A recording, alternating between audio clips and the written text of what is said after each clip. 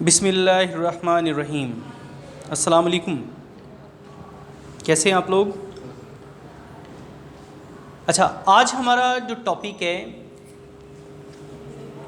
It's about simple harmonic motion and we will discuss its example number 2 which is ball and bowl system.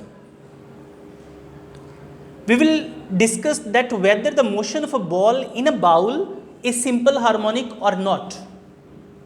क्या वो simple harmonic motion है या नहीं, इसके बारे में बात करेंगे. इसके लिए जो हमारे पास ऑपरेटर्स है वो क्या है. एक मेटालिक बॉल चाहिए हमें और दूसरा एक थोड़ा बड़े साइज का बाउल चाहिए. Okay, take a bowl, place it on a horizontal surface. उसे एक horizontal surface पे place कर दें. Now take the metallic ball and place it at its center. Metallic ball लें और इसे बिल्कुल center में place कर दें. If it is placed at the lowest point at the exact center of this bowl, it will not move in any direction. किसी भी direction में ये move नहीं करेगा because its weight will act in downward direction. It will be the actional force. इसे हम क्या कहेंगे? And the reaction will act from this base of the bowl in the upward direction. Here weight and the reactional force will be equal and the ball will not move in any direction. Okay?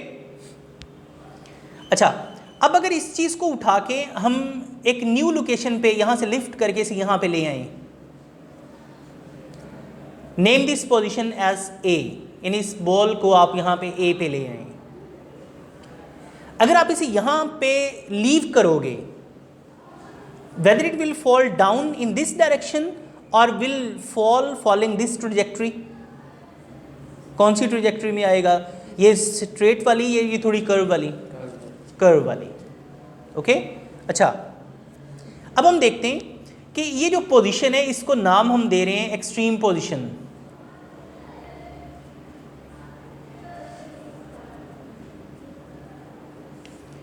इस extreme position पे ये जो ball है ये किस force के तहत इधर आएगा. देखिए, इसका वेट बिल्कुल कर रहा है नीचे को, ठीक है, लेकिन जो इसके ऊपर रिस्टोरिंग फोर्स अमल करेगी, जो इसे मीन पोजीशन ओ तक लाना चाहेगी, वो एक कर्व पाथ में एक्ट कर रही है. ठीक है, क्योंकि इसकी बेस जो है वो कर्व है तो उसकी मोशन भी क्या होगी? कर्व. और कर्व डायरेक्शन में क्या लगेगी? Restoring force.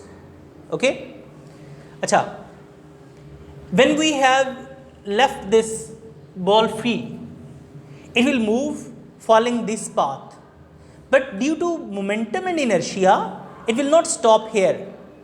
इन इसमें मोमेंटम आ चुका है, इसका मैस है, इसमें हमने वेलोसिटी दे दी. मोमेंटम क्यों है? कि product of mass and the velocity is called momentum.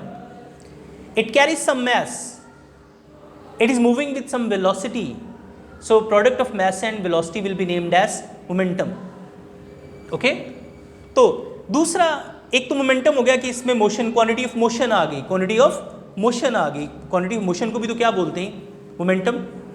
Okay, दूसरे नंबर पे एक और जो इसके ऊपर सिस्टम एक्ट कर रहा है वो है इनर्शिया.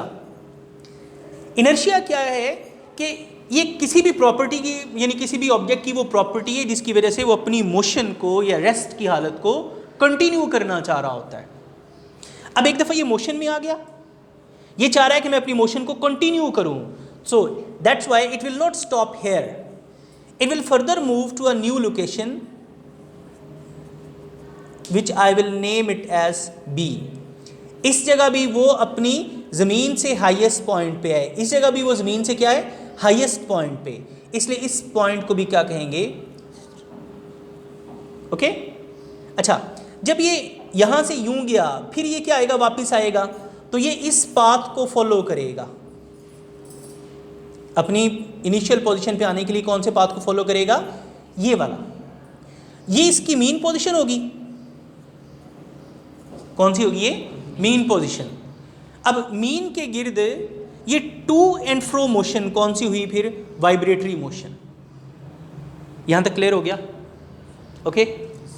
अच्छा, अब हम आते हैं कि इसमें एक्सट्रीम पे इसकी वेलोसिटी क्या होगी, रिस्टोरिंग फोर्स क्या होगी, पोटेंशियल एनर्जी क्या होगी, और एक्सट्रीम पे उसकी क्या पोजीशन होगी। मीन और एक्सट्रीम पे पोटेंशियल और काइनेटिक एनर्जीज की वैल्यूज में क्या चेंज आएगी, हम उसकी तरफ आ रहे हैं। ओके। अच्छा, मैं इस डायग्राम को इधर दोबारा बनाता हूं। ये वाली पोजीशन होगी मीन, ये एक एक्सट्रीम और ये वाली दूसरी extreme, O, A and B। अच्छा, if we measure the height from A to the ground level, यानी ये वाला इसका क्या है? Ground level. अब इस ग्राउंड लेवल पे अगर हम इसकी हाइट मेजर करते हैं तो height will be maximum. Okay, so at extreme position due to maximum height potential energy will be maximum because potential energy has formula mgh. Potential energy is linked with the mass and height of the object. Gravitational acceleration तो constant रहना है। Okay.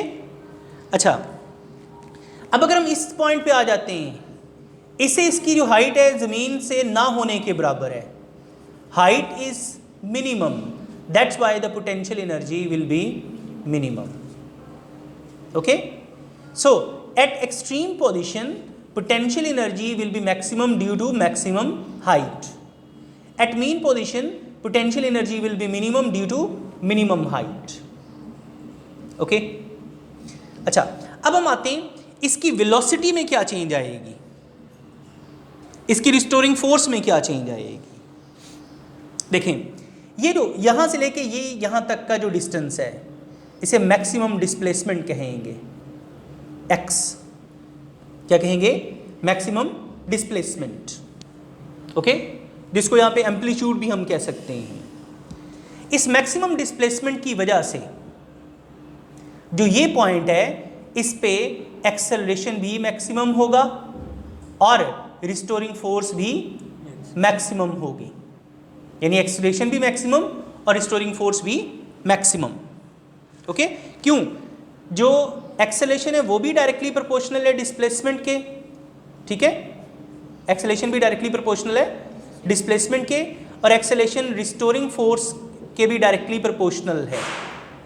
Okay, तो इसका मतलब है कि restoring force भी directly proportional होगी डिस्प्लेसमेंट के। क्लियर?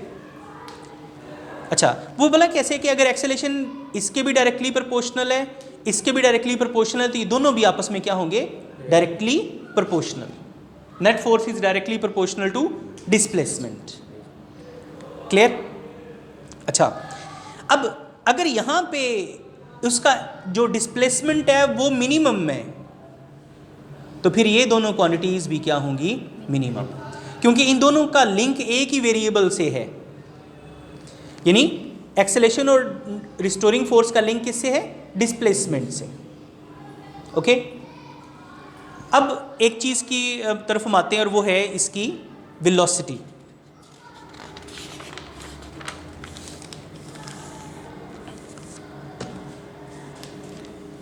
अच्छा, इस एक्सट्रीम ये मीन और इस एक्सट्रीम पे जो है इसकी वेलोसिटी में क्या चेंज आएगी। ये पॉइंट ए और ये क्या हो गया? ओ।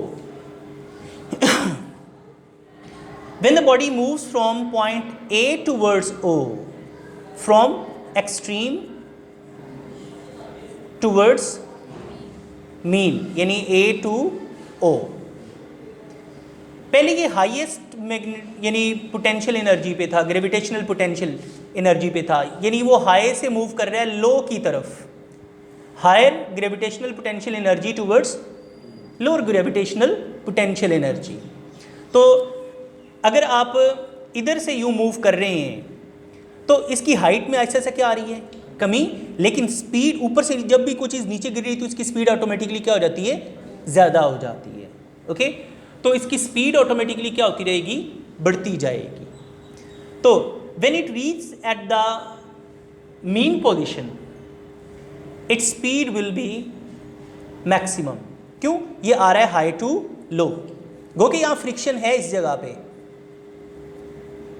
क्या मौजूद है, फ्रिक्शन थोड़ी सी उस पोटेंशियल एनर्जी में कमी तो ला रही है, लेकिन जो है वो स्पीड में क्या कर रही है, वो इजाफा कर रही है। ओके, अगर वेलोसिटी मैक्सिमम है तो यहां पे काइनेटिक एनर्जी भी क्या हो जाएगी, मैक्सिमम। अच्छा, जब ये मूव करता है मीन टूवर्ड्स एक्सट्रीम,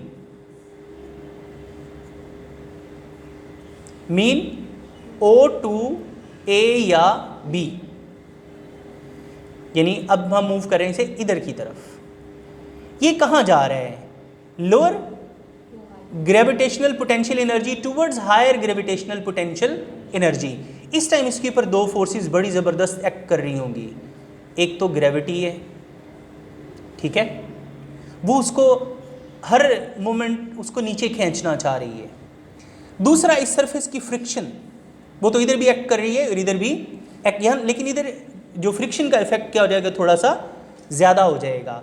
ये ग्रेविटी और फ्रिक्शन दोनों मिल के इसकी स्पीड को क्या कर देंगी, स्लो कर देंगी, यानी इसकी स्पीड क्या हो जाएगी, स्लो, और बिल आखिर इस जगह पे पहुंचते हुए इसकी वेलोसिटी ज़ीरो रह जाएगी। ओके, क्योंकि इसने फिर अपने दूसरे चक्कर की तरफ आना होता है। डन, इसका मतलब ये हुआ when the ball will move from extreme towards mean its velocity will increase, and when the ball will move from mean towards extreme its velocity will decrease. Okay, अच्छा, लेकिन ये मूव क्या करेगा, इस पॉइंट A से B की तरफ और दोबारा A तक, यानी O के दरमियान मूव करता रहेगा, ठीक है। So we have discussed that in this system the body is vibrating about a fixed mean position. Body क्या कर रहा है, वाइब्रेट कर रहा है किसके गिर्द, फिक्स्ड मीन पोजीशन की तरफ, जिसमें नेट फोर्स हमेशा बढ़ती जा रही है जितना डिस्प्लेसमेंट बढ़ता जाएगा। सो हमने यही पढ़ा था ना, simple harmonic motion occurs when net force is directly proportional to displacement from the mean position, कि नेट फोर्स मीन पोजीशन से डिस्प्लेसमेंट के बढ़ने के साथ वो भी बढ़े, and is directed towards the mean position. Okay, so this activity proves that the motion of this ball in the bowl is simple harmonic motion because it is fulfilling the conditions of the simple harmonic motion. Okay, any questions? Done? Challenge. Thank you. Allah Hafiz.